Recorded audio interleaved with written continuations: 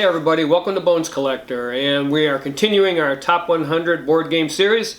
I'm sorry it's taken so long to get this one out. It has been a while since we did the last one, but in my business, what I do for my day job, the holidays really stretch you to your limit, and I'm very, very busy and very tired. But I want to get this out for you guys because we have some wonderful games for you.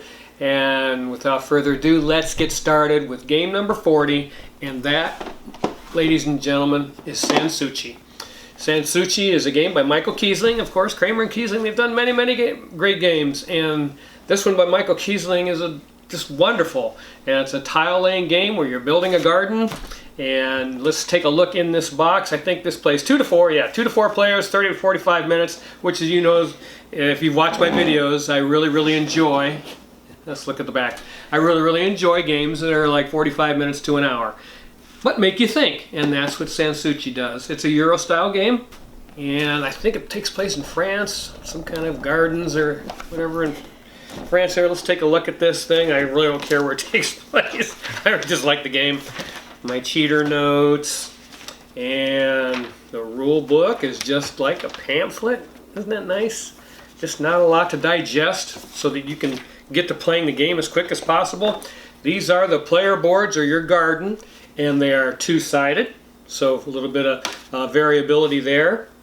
And you know what? I think this is in my top 10 tile laying games, so if you want to watch an in-depth coverage on how to play this game, I'd probably advise you to do so. And let's see, in here you're going to have governors, I think they are, across the top here on these white spaces, and they're going to, as you lay garden tiles down in your garden, you move those governors down to score points. The further down you get, the more points that you score. The cool thing is, if you have a governor over here and no tiles, you can see you got 2 tiles here, but if you got no tiles here and then you end up laying a tile here, if you've got a path over here built, you can take this governor and go all the way down this path and move over to where you need him to be over here. So that's the cool mechanism having to do with your player board. Okay, so this is the market board where there are going to be tiles up and down these columns, and you can take them from here and you put them on these colored squares, because in this game, to make your selection, you're going to use a hand of cards. And the cards you're going to use in your hand, you're going to select like 2 at a time or something, and you're going to choose one of those to make your tile selection and place it in your garden. So that's the way this game works, and it's a wonderful mechanism. Also in this game, you get these little board pieces, which are also double-sided, and those can get placed on your player board, you know, to make a little more, again, variability in the game. And that's really cool.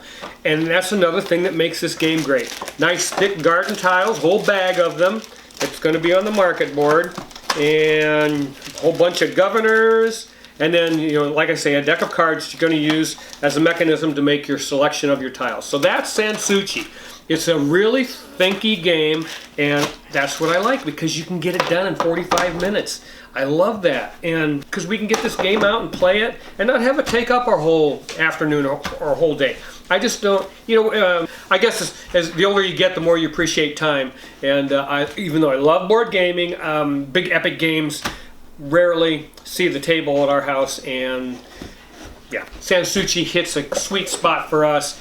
And the only problem with this game, I think it might be a little bit difficult to find. I'm not sure. Well, you have to take a look around, see. I think it was on Amazon when I got it for, I don't know, $23 or something. And it's an amazing game. And what I want to communicate to all of you is that I took years to build this gaming library suitable for the way we like to play games. So that I can be called a casual gamer. That's probably what we are, casual gamers, because we like board games that can be done and make you think in probably an hour or maybe a little more. And that Sanssouci fits that mold. Enough about it, but yeah, great game. Michael Kiesling. Number 39, Manhattan Project Energy Empire by Luke Laurie and Tom Jolly. This game is pretty amazing, and there was an original edition is called Manhattan Project, I believe. And I've never played it. It's a similar game, so I'm told. This game is from 1 to 5, takes 1 to 2 hours. We play it in an hour, and 13 enough for an age range. But it's a beautiful game about stopping the spread of pollution, air pollution, on the globe. And each person wants to be the energy empire king. You want to be the one that controls the energy. So that's what this game is all about. A beautiful thick box. I love that. My cheater notes, the rule book, new and expanded source of energy, and change the world. So this is pretty cool. And this walks you through everything in the game. A beautiful color, nice large font for the rule book. I really like that. And the cool thing about this game, it's a worker placement game, is that you're going to place your workers and then you have to use your turn, one of your turns, to bring them back. And I think Luke also used this in Dwellings of Eldervale, which is his new game. So yeah, I haven't played that yet, but it's in the closet. Okay, so yeah, there's the rule book. Very informational, ending the game and scoring, yay! And this game, I think I don't know, this was part of another video I did because I remember talking about the beautiful components. These oil barrels are metal, and that's amazing. These are pollution tokens. There's the pink side is nuclear pollution, the gray side is regular pollution, and I'll show you where those go. Global impact cards, and you're going to have a stack of those on the board. What do we got here? Science and oil well tokens, beautiful dice, engraved dice, and those are going to your energy dice. You start with some, you will acquire others through the game, and you roll those to determine how much energy you're going to get to help your workers during your turn. These are achievement token tiles that you're going to go after to score points during and at the end of the game. Bag of money, yeah, okay. Player markers and energy tokens. Structure cards, these are called, but they're actually buildings that you're going to put on the board and try to acquire for points and benefits. This is steel and plastic, a couple of the resources in the game, and it's a don't use for more than two players. And then let's see here what I want to talk about first. This is your player board, and as you take actions, some of those actions are going to cost pollution, and you're going to have to pollute this part of the board, and that can be something that you really have to pay attention to because it'll cost you, and it grows. The more you get, the faster that pollution starts to grow. And this is a place for your resources that you have, and this is an informational chart having to do with your dice, achievement tokens that you earn. So yeah, that's your player board, and this is the main board. And again, the production of this game is fantastic. This came out in 2016. It was the best game from 2016 as far as I was concerned, because I really like the theme. Very relevant theme. I really enjoy that. Up here you have different sections of the board where you're going to have those structure cards or buildings that you're going to try to acquire. You place your workers up here to make a selection of something, and this is the cost of those buildings that you want to acquire. These are different action spaces here, below here, where you can get money. This is oil exchange for money, different things. Some of these buildings you acquire will cost you pollution, so you have to put that on your player board. And then down here is the global, the tokens, the pollution tokens, and you have to remove, geez, a token every turn? I can't remember, but you have to remove tokens, and as the pollution tokens are removed, the game starts to draw to a close, so you got to pay attention to that. And this is the United Nations track that you have to pay attention to. You can't let your opponent run away on that track, or it will be very difficult for you to do well in this game. So yeah, that's the board, and it's a nice thick board, very pretty, and I really enjoy this game. I have since the first time I played it. First time I played it, I fell in love with it, and it's a love affair that's continued on ever since I've owned it. So it's a wonderful, wonderful game. You will enjoy it, folks, and that is called Manhattan Project Energy Empire by Luke Laurie and Tom Jolly, as quick as I can do it for you. All right, game number 38 on this list, Keyflower. Keyflower by Sebastian Bleasdale and Richard Breeze. And here's the back of the box. The lid was on upside down, but I was assured that wouldn't happen, but it did. Yeah, there's the back of the box. In Keyflower, you're going to use a bidding mechanism to acquire tiles that you're going to use to build a village. And that is that's just an overview of Keyflower. Really explains most of it. And let's do that. Heck, take the lid off.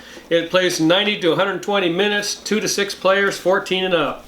So this is the Merchants expansion that we got for this game. not necessary. This game is wonderful without it. Trust me. And this is the rule book. Well-written rule book, I might add. A kind of tiny print and a lot of rules. It's not that difficult a game to learn, and I enjoy playing it, obviously. And that's the Merchants expansion. I'm not going to go through that for you guys because I just want you to be familiar with the base game. So you're going to have a home tile, and that's what these are. That's going to start your village. These, and you do play in 4 seasons. So you start with summer, you go to spring, fall, and winter. Winter is a little bit different than the other 3 seasons. I won't get into it, but take my word for it. And as you make those selections of your tiles, you want to choose the tiles that are best for you, the most beneficial. Because even though in this game you can place workers in other villages and take those actions if you desperately need them, but you lose your workers to the bag when you do that, where if you just are able to activate the tiles in your own village, those workers go back behind your player screen. And that can really, really mean a lot in the game. Gold, wood, the resources in the game, iron, stone. Boy, those sound familiar to a lot of games. Okay, there's green workers. You got boat tiles, and that's how you get more workers, is get a bid on turn order tiles, and you'll get a boat tile that goes with that, and workers will come behind your player screen. These are different seasons. There's autumn. Okay, this green bag doesn't come with the game, but it's full of skill tiles that are used in Keyflower. And a huge bag full of meeples, different colored meeples. I mean, it's a lot of meeples. But yeah, because this game you're using quite a few of these to bid and to take actions on different village tiles. And then you have a player screen where you're going to hide those guys. And let me tell you, when you are playing this game, you kind of have to pay attention to the workers that everybody is collecting because you're bidding. And you're bidding secretly, so if you got 2 yellow guys behind your screen and you saw one of your opponents just rake in 5 yellow meeples, you don't want to use yellow to bid on a tile you really want to. So yeah, you got to pay attention what people are taking and hiding behind their screen. And try to remember, you may not be successful all the time, but you try to get by doing that. But yeah, that's Keyflower. Here's the thing I love most about this game are these big tiles. And if my vision just isn't getting better as I get older, and I enjoy tiles that has large iconography on it, makes it easy for me to see and to help me play the game so that I can play it more quickly and understand it better. And that's what I really, really love. One of the things I really love about Keyflower. And this is a game we've had for a long time. I enjoy playing it every time we get it out. Even though Lori really isn't a fan of bidding, she likes this game, and I appreciate that she plays it with me. And that's Keyflower by Sebastian Bleasdale and Richard Breeze. Game number 37 is by Seth Jaffe. It's called Crusaders, Thy Will Be Done, published by Tasty Minstrel Games. And this comes in a deluxeified version. If you have that, that's wonderful. Some upgraded componentry and so forth. I got this on sale, I think, from Cool Stuff for $26. I like telling you guys that stuff so that you don't think that you have to spend a whole bunch of money to put together a decent board game library. You really don't if you are careful. And Tasty Minstrel Games, I've said this before on videos, their retail editions of games are excellent in their production. So I had no reservations about buying this and bringing this home. And this game, it plays from 2 to 4, 45 to 60 minutes, perfect. 14 and up, but the player, and if you have a smart kid, they're going to be able to play this. And very nice box, cheater notes, rule book, and this is a book about the Crusades, as you can see. I'm sure you've seen movies and stuff about the Crusades, but that's what the theme of this game is. But, oh, I love the print in this book. Look at that. Nice and large so I can read it, and it's a very, very excellent rule book. It explains all of the orders, the knight orders, and each player will start with one of those, and it might change the game a little bit for you at the beginning of the game for that particular player, so that's pretty cool. Okay, let's take a look at this. These are separated by player color, and you're going to have 5. Was it on the back? You're going to have 5 of these wedges. I'll take one of them out, and they're going to go on your player board. 5 of these wedges, no, 6. There's 6 of these wedges that go on your player board, and it creates a column mechanism that you're going to use wooden tokens that you can see in this bag and move those hex tokens. You're going to move those around that Mancala and make your action selection, and you can upgrade these so that you can do 2 different actions on that tile, and that's pretty cool too. And I just, I really like working a Mancala, although I'm not very good at it. And by that I mean Lori beats me a lot when we play those games. And Trajan, Crusaders, and the other one is Gold West that have a Mancala type mechanism in them.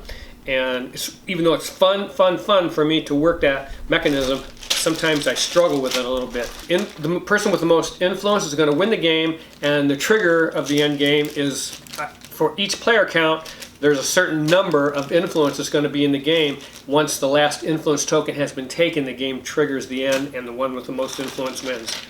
Different players' colors, and enemy majority award tiles for extra points, extra influence. Then you have building bonus tiles that will be on the board. Silica pack. Please put one of those in every one of your board games. And little building tokens. Night order tiles that I told you about. And let's see. I'm going to read a couple of them just real fast. I won't get into detail. But I just want you to know what they do. You put them by your player board. And this one, Santiago, says upgrade 1 action wedge of your choice during setup. So right away, you get to upgrade one of your wedges on your Mancala. When distributing action tokens, you may begin with the original wedge. So that's pretty cool too. And those are the types of things that these tiles offer you at the beginning of the game. It just changes one of the rules or something in the game to make you think a little harder, and that's pretty cool. And then you have these player boards, which will be populated with buildings and knights on horses. As you take those knights off of this row and these buildings off of these rows, it opens up a different benefit for you during the game. So that's pretty cool. And they're all in all player colors, and these things are thick, folks. These are nice player boards. And then we have the board itself, which is double-sided depending on the player count. And let's see.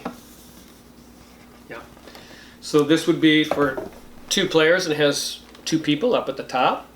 And you're simply going to be going across Europe and satisfying the demands of the building tiles and trying to spread your influence throughout the land.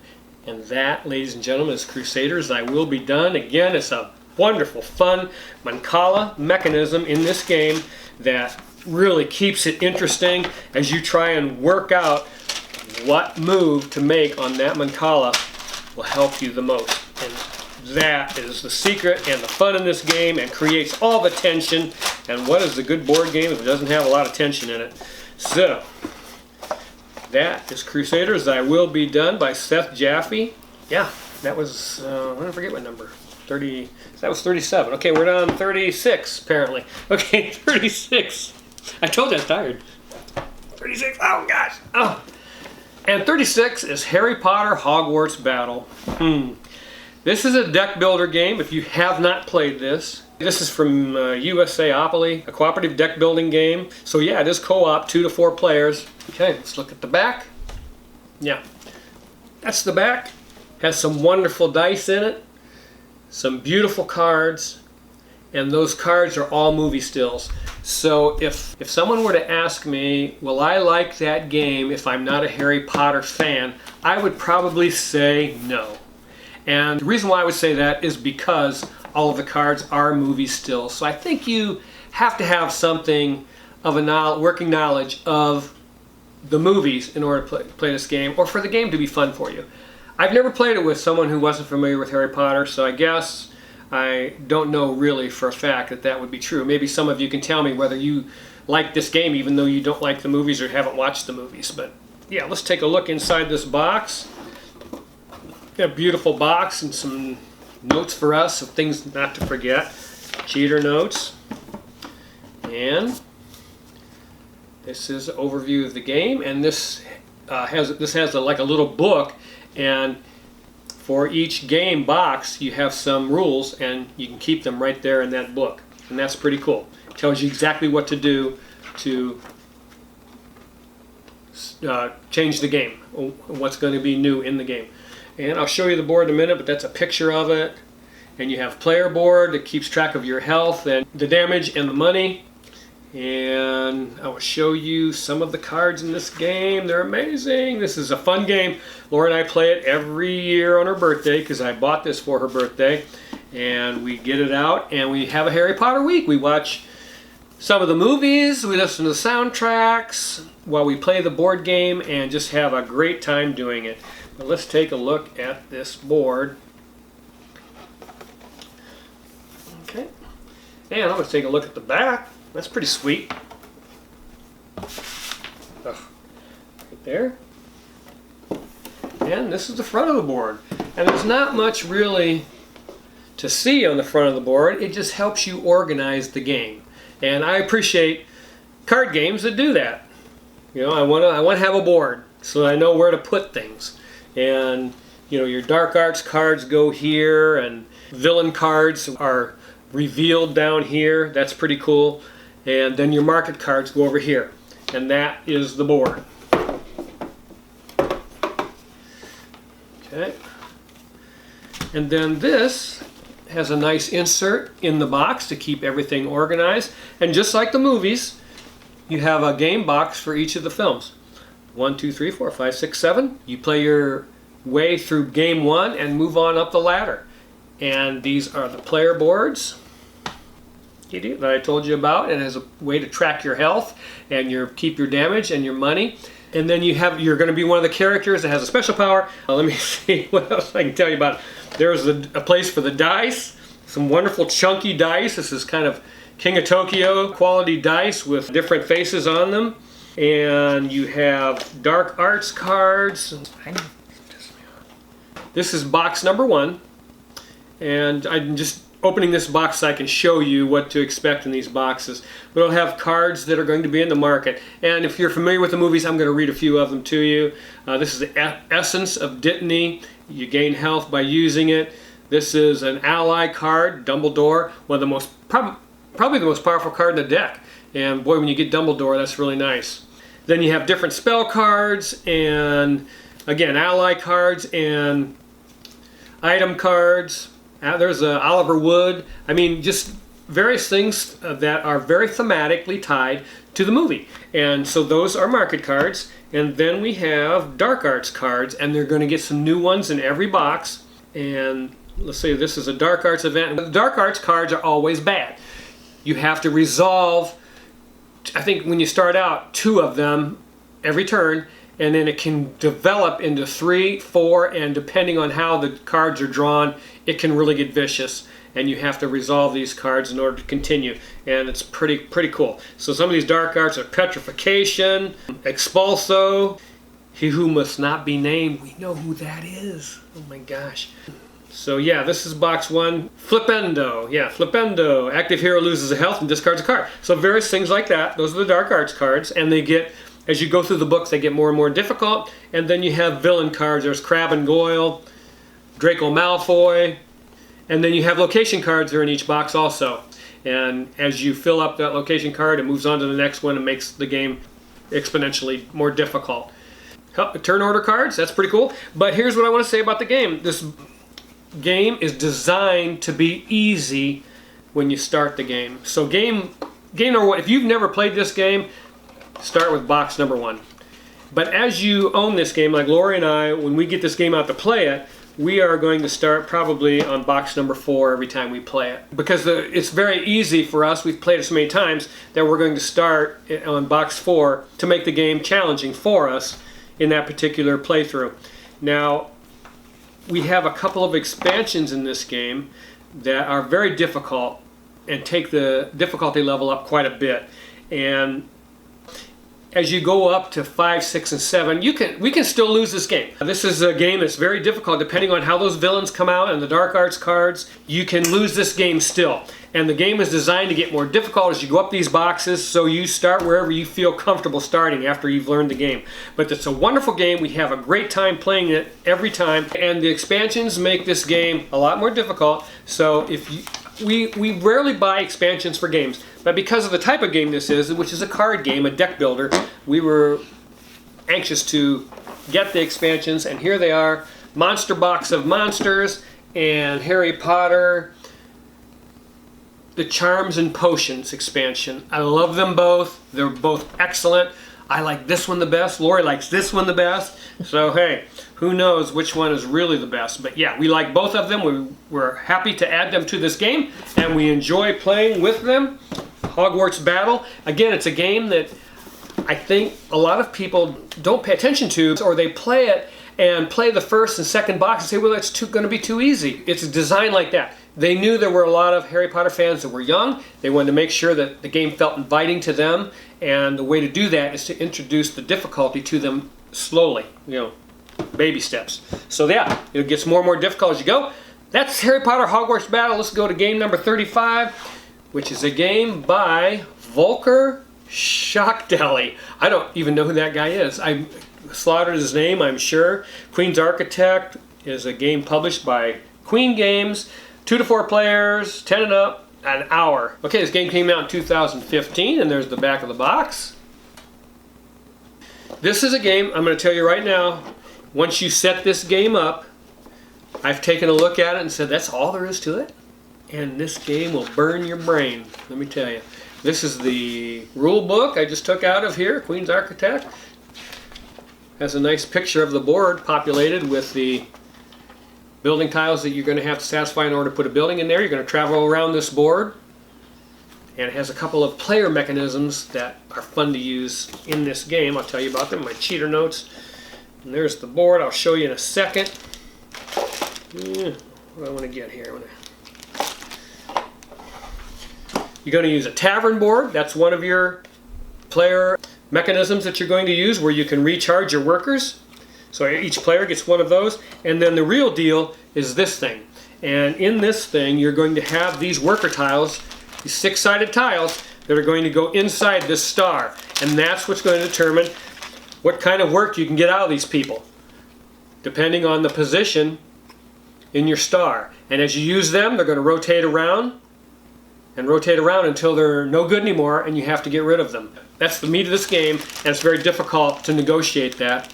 And you have to buy those guys off of the board in a market, and as they go up the market board, they get more expensive. And then here, this is what the back of the board look like. Oh, it's two-sided.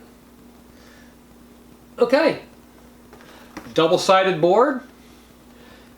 This side is 2 and 3, I think. And this side. Yeah. That's 4. It's 4. Okay, you get a double-sided board. One side is for 2 to 3 players, and the other side is a 4-player game. And this side is 2 to 3 players, so we'll show that one. And you want to go up this track.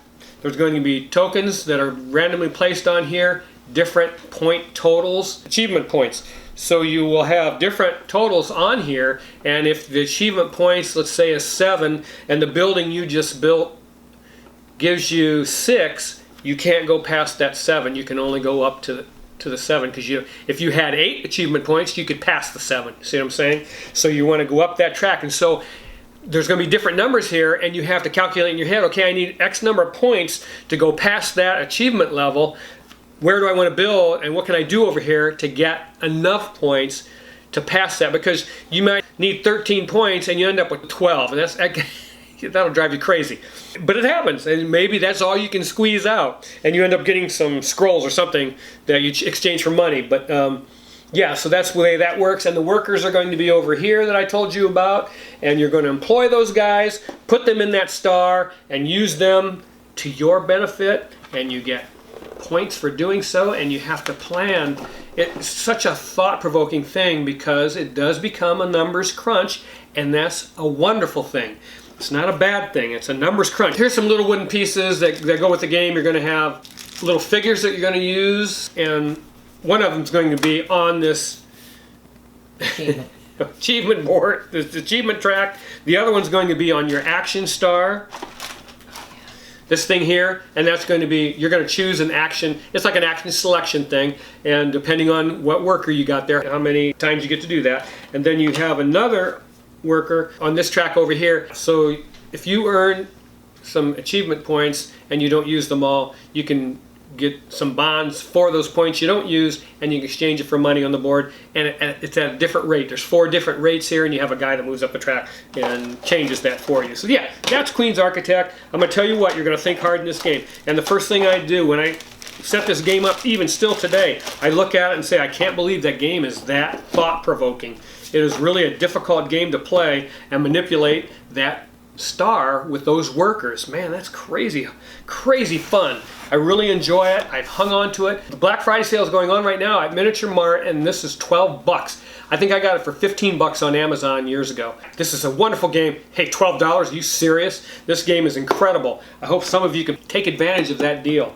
Queen's Architect. Wow, we're on number 34. The 34 is Inca and Marcus Brand's Village game. Village won the Kennerspiel de Jahres, which is a very lofty status, and it deserves every bit of that status. This is a Stronghold Games publication, and the box is kind of flimsy because they're known for that. And here's the rule book, my cheater notes.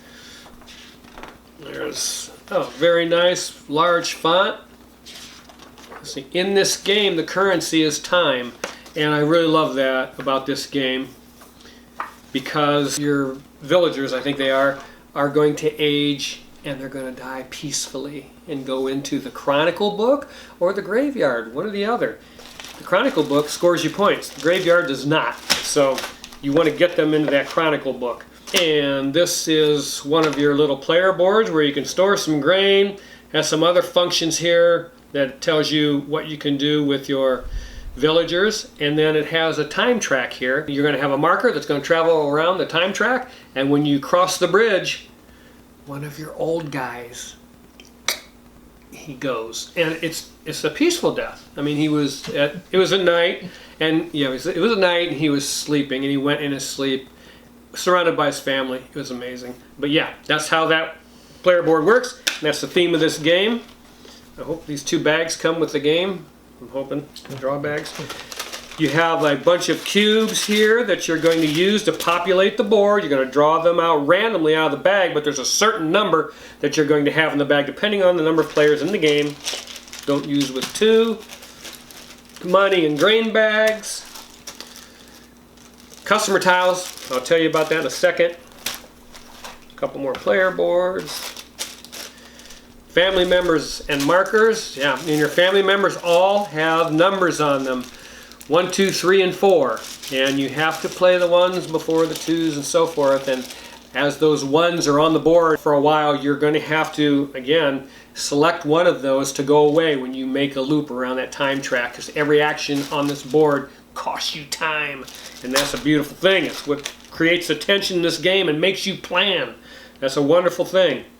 All right, what are these tiles? Oh, that's one of the tiles that tells you how you're going to populate the board for the number of players. And these are goods tiles, like cattle and a horse and scroll. And let's see, the board. Let's get that thing out of here.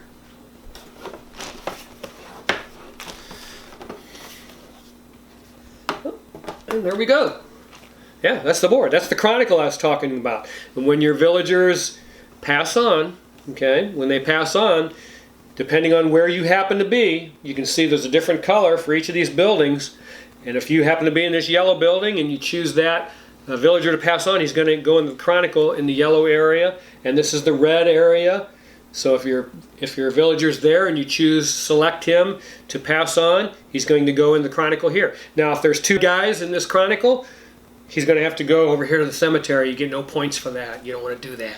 You got to make a better plan. So yeah, and this is action selection stuff. You're going to have different cubes on these colored circles, and you take turns selecting those cubes, taking those actions. You want to move up in the church, and I forget what this building is called, but you're going to move up there, travel around in here, sell goods to customers up here for points, and the person at the end with the most points, this is a point track around here, wins the game. I don't think you score a lot of points in this game. I can't remember.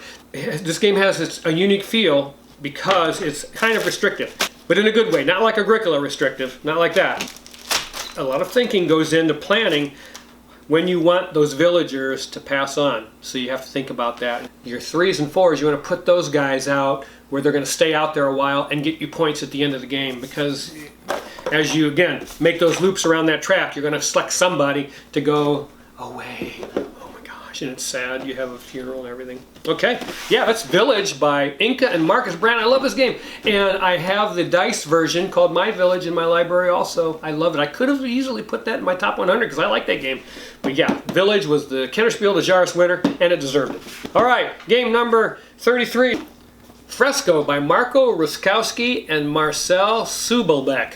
I hope I said that right. I doubt it. And that is the back of the box.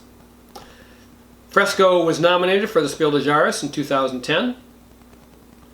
In this particular edition, 3 expansion modules are included, published by Queen Games. And as far as the art world is concerned, this is my favorite board game. I like it better than the Gallerist by Vita Lacerda. And I like the Gallerist. Don't everybody freak out. I like the Gallerist. I like this one better because I like mixing those paints. I'll show you what I'm talking about real quick. Wow. I was just informed by my editor that Dixit was the game that, which is also in my top 100, but Dixit beat out Fresco that year for Spiel des Jahres. Wow, that's really weird. But Dixit is more of a family level game. I'm not going to get into it. This is a pretty deep game, Fresco. And the 2-player variant is killer. Yeah, so here's the rule book. Nice large font. You are working to reveal a painting on the cathedral ceiling. So that's the goal of this game. And you're doing that by acquiring tiles that are covering that fresco. And in order to select those tiles, you have to mix paints, which are represented by cubes. You have to have the right paint mixture to take those tiles. So you're going to have a player screen where you're going to hide your paint cubes behind.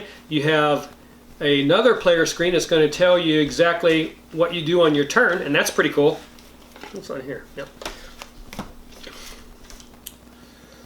Bishop's Favor, that is in the game. And the reason why I wanted that 4, 5, and 6 expansion is for these double layer boards that come with it, and I enjoy using those in the game. So yeah, that's why I got that expansion. I don't normally buy expansions. That one for me was something that I wanted to get. So let's take a look at the board, and you will see the fresco. Yeah, there it is. And 2-sided. Yeah, so this is going to be populated with tiles, so you won't be able to see this fresco. And the tiles are all going, you can see the squares here. There's going to be a tile on every square with a different paint combination on it. And you're going to have to go up here to the market, acquire those paints that you need, and exchange some of them.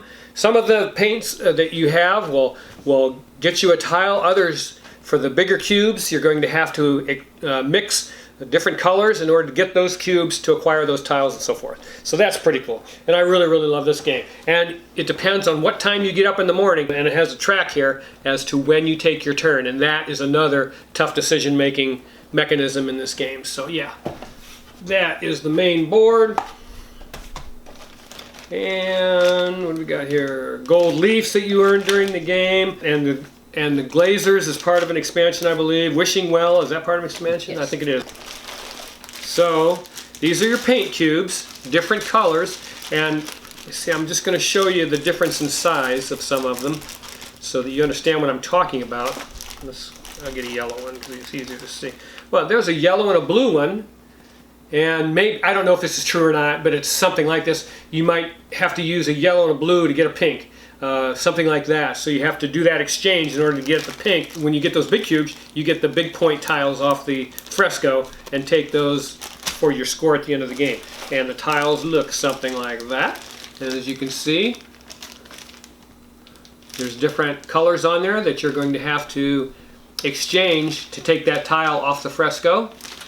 And there's a little bit of a set collection on the other side going on, part of the game. This is player markers, different color players. The 2-player variant in this game, you use a dummy player, and his name is Leonardo, and he will block some of those spaces, not only for turn order, but also in the market. And that can be very strategic for you because you're going to be controlling Leonardo. You take turns controlling him, And much like in Seven Wonders, you're going to use Leonardo to do some blocking. Maybe you can see what your opponent is after in the market, and you're like, okay, I don't want them to have those really good tiles. Even though I don't need them, I need these tiles over here. So I'm going to block those paints with Leonardo in the market and let my opponent suffer, and they will have to take what's left over. And that's the way that Leonardo works. And I love that in board games, when you get to manipulate a dummy player for your own benefit and your own good. Okay, and here we go. This is thick cardboard. Player boards are for your action selection. You're going to put your workers on there and decide what you want to do for that round. So those are that. And then also we have some portrait cards that are going to be on the board. They give you a special benefit should you select them. And that is a brief little talk about Fresco. There's a bag of money, and I want to tell you something.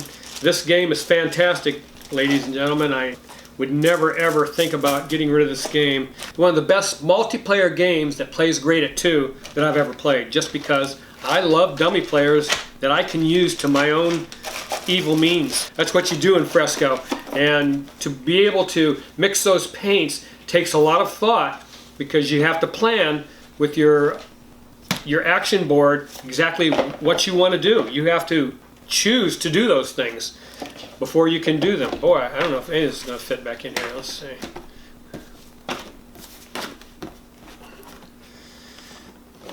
So that is Fresco. It's a game I've had for quite a while, and I've seen this insanely cheap on Amazon at times, but I think it's tough to get right now. You know, we've put together this library over a course of quite a few years, and we were able to track these games down and get them inexpensively, and now some of them are hard to find, I'm sorry to say. So game number 32 is an old classic, Orleans by Rainer Stockhausen. The back of the box. I hope you guys have played this game. It's solidly in my top 100. I have played Altiplano by Rainer, and it is a similar game to this, but different, because you get to use all of your tokens. In this bag builder, you're drawing them out randomly. You may not get what you want on that turn, and I like that because I have to think on the fly. Okay, I draw those things out of the bag, and it may not be the ones I want, but I have to make the best of what I drew. And I like that. I like that better than Altiplano. This game is a classic. It's by Tasty Minstrel Games. This also comes in a deluxified version, but don't need it. Well, actually, we tricked this game out a little bit ourselves, but okay, these are the bags that don't come with the game. Okay, and it comes with black bags, I guess, but we got some other bags.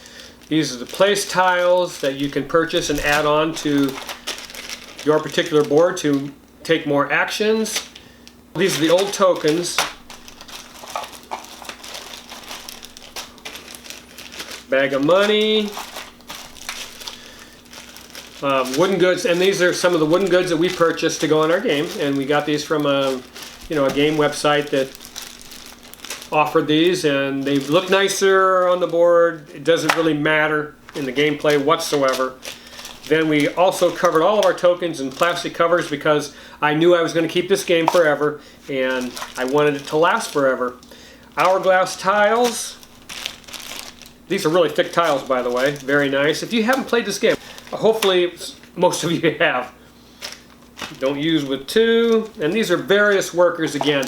And we got them in plastic discs, and we didn't want to damage them because they would wear out after a while. And we got them in plastic discs because they're going to go in the bag and get drawn out constantly. These are citizen tiles that you can acquire to score more points. Our starting tiles and starting cubes and buildings. Let's see what the board looks like. Yay! First, these are your 4 player boards. They say Orleans on the other side. That's pretty cool. Very thick player boards. Very nice. And when you draw your workers, you have so many workers, then you keep them down here. When you draw those workers out of a bag, they're going to be in a bag. You're going to place them up here. You choose to put them up here, and you have to have a certain combination in order to take that action. And that's how that works on your player board. Okay, so this is part of the game board, and you're going to put citizens on here in these squares where you see the shape of this bust. These are citizens. You put citizen tiles on there, and you have to put workers on here in order to you gain the benefit that's on this board, like money or a citizen, and the citizens are worth points. So then this is the main board. A really thick board. Again, Taste Your Minstrel Games. It says Orleans on this side with Reiner Stockhausen. I love that. Super thick board. Very nice. And that's it. Yeah. You're going to be traveling around on this board, on this map. Scoring track here. Moving up these tracks that give you more and more benefits as you go, as you spend those workers. Yeah. This is a classic, and it's a bag builder, kind of like a deck builder, but in a bag, and extremely a lot of fun to play. A medium to medium heavy game, which is very, very nice and makes you think a little bit to do well at it, and I love that. This is an excellent game, you guys. It's been around for a while. There's lots of games I would call classics, and Orleans fits that mold. This is a classic game. That's Orleans. Yeah, a great game. All right, game number 31, Railroad Revolution. Marco Canetta and Stefania Niccolini. They're great board game designers. And that's the back of the box, a map of the United States. Is this my favorite railroad game? I think it is. I'm pretty sure this is my favorite train game. And it feels like you're actually building a railroad, and that's why I like it more than, say, Whistle Stop as far as the theme is concerned. I love Whistle Stop, obviously it's in my top 100, but this is a little better for me because of, there's more, I don't know, I think there's more going on, and it feels more like a train game, so I really enjoy that. And this is published by What's Your Game, have done some wonderful games. We Stone Signore, that's a wonderful game, and Zhanguo, I really love. Not in my library anymore, but I really like that game. Let's take a look in the box. These guys make some great games. A little bit of a flimsy box, not too bad. All right, what do we got in here? You got railroad ties, you got houses or stations that you build, different engines that you can use. These are different player colors, telegraph shares for shares in the telegraph company, and you have to pay attention to the telegraph. What does this say? Don't use with 2 players. Different train tiles, locomotives, another player. Deal tiles, great big thick deal tiles, those are nice. The milestone tiles are very thick, another player color. Setup tiles, that is money. Different color workers which come into play and are very important. And this is your player board. And on your board you're going to have all these spaces for rails, and you use those to build across the United States from city to city. First one to that city gets a bonus that the other players do not. So you want to plan your route maybe to go somewhere where someone else isn't, or if you have to go that way, you're just going to have to bite the bullet and not get what they got. So then up here are buildings, and in order to build that building you have to, I think, have taken away the rails from that building, or vice versa. I don't know which it is, whether you have to build the buildings in order to use the rails, or use the rails in order to build the buildings, but it's one of those mechanics. And then as you can see here, there's an action selection mechanism going on depending on the color of the meeples you're using, and I showed you a whole bag of them. There's teal and gray, orange, and purple, and they all have a different action that can be taken on this board. So that's your player mat, and they're very thick boards, by the way. And then this is the map of the U.S. It's rather a large board for us. And there you go. That's the board. Yeah. So here's the telegraph I said you have to pay attention to. And you're going to be building from city to city across the United States, like I showed you. There's mountains that come at a cost.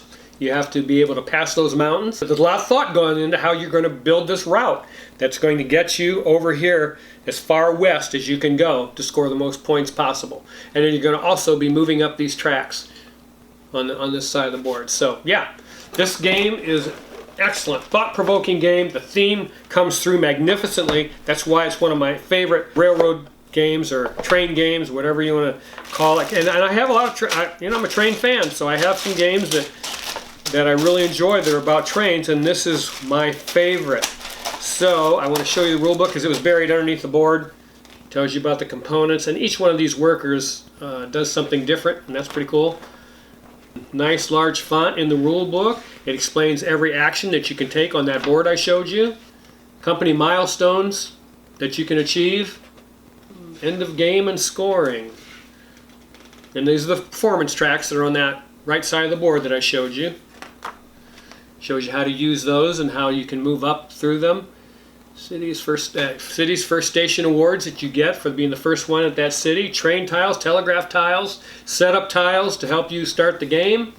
And on the back tells you workers' abilities. And that comes in handy also. So yeah, that's Railroad Revolution. I love this game because it is a lot of fun. And that's Railroad Revolution, and that's my next 10. I'm sorry, I was so tired while I was doing this, but I wanted to get the next 10 out to you guys. These games are absolutely wonderful. The only problem is some of them are getting difficult to find. Again, I built my library over time, and now some of these games have disappeared. But you might find them at a flea market or something, and you've seen them on my show, and you can rest assured that every one of them are sound and wonderful games that all the mechanics weave together nicely, and there's no brokenness in any of these games. So yeah, that's the next 10. Thank you for watching and being patient with me as I roll these out. And so that leaves us with 30 more games. So the next 10 I'm going to do by myself, but I got a surprise for you. One of my subscribers suggested that my wife Lori sit in with me on the top 10 and do her top 10. And I decided, you know what, that is a great idea. That subscriber is very smart. So I'm going to take it one step further, and my wife Lori will be joining me for the final 20 games, giving her top 20, and while I do my top 20, and we'll be able to compare those. And it's going to be decidedly different. I guarantee you guys that. So that's pretty cool. And that will be happening in the top 20, but the next 10 will be just me yapping away at you by myself. And I can't wait to get those 10 games because they're... Let me look at my next 10 games. Oh gosh, some good ones. Yeah, oh yeah, the next 10 are amazing, and I can't wait to do them for you. Thanks for watching. Make sure you, please, press the like button. Hit that like button. You know, get on your phone. And a lot of times you can watch the video on TV, and that's great, but smash that like button on your phone because it positions my videos up the chain a little bit when people are looking for things and in gaming and so forth. So yeah, hit that like button. Please subscribe. And I love every one of you. I love spending time with you. I love sharing my passion for board gaming with you. And please, please be safe. And I'll see you the next time on The Bones Collector. Keep on board gaming. It's the best hobby on the planet.